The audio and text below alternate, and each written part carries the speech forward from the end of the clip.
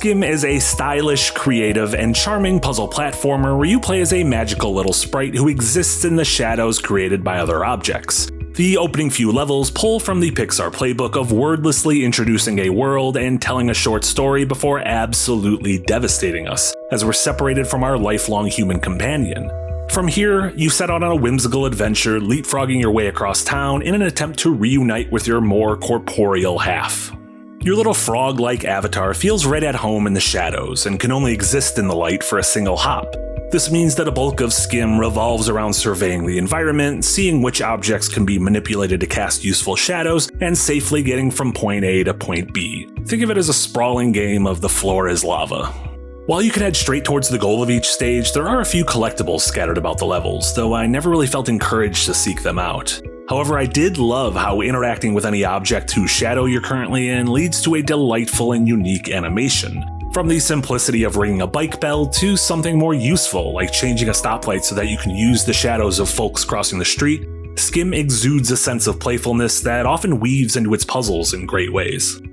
The isometric camera can be rotated in 90-degree intervals to gain a fresh vantage point at any time. While this was usually enough to gain a clear view of the stage, there were a few cramped moments where it felt like I was navigating certain challenges blind. But these never lasted too long, and there's a button to momentarily point the camera towards your eventual goal, which definitely came in handy in these situations.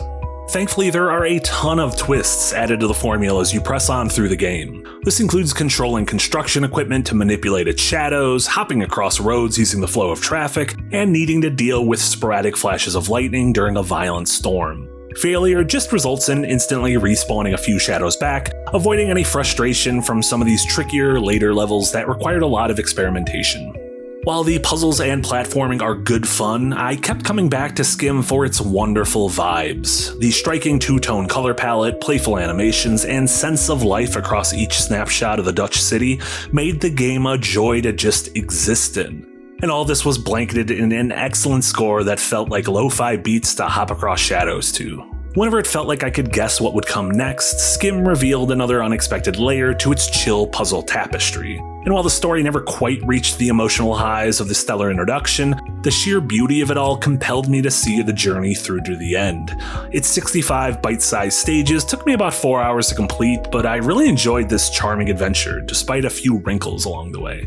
Skim is available now for $24.99 on PC, PlayStation, and Nintendo Switch.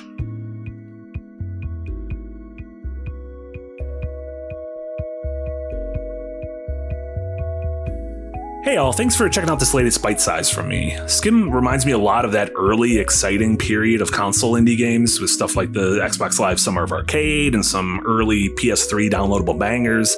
Conceptually, Skim explores a single idea in a ton of unique ways, similar to indies of that era like Braid and Sound Shapes and Fez and Flower and Thomas Was Alone. And yeah, while it doesn't quite reach the highs of those, which is understandable considering that those are some of the definitive indies of the past 20 years, I still think Skim is absolutely worth jamming through on some rainy weekend based on sheer vibes alone. So yeah, thanks again for supporting everything we do here at Second Wind, and I'll see y'all next time.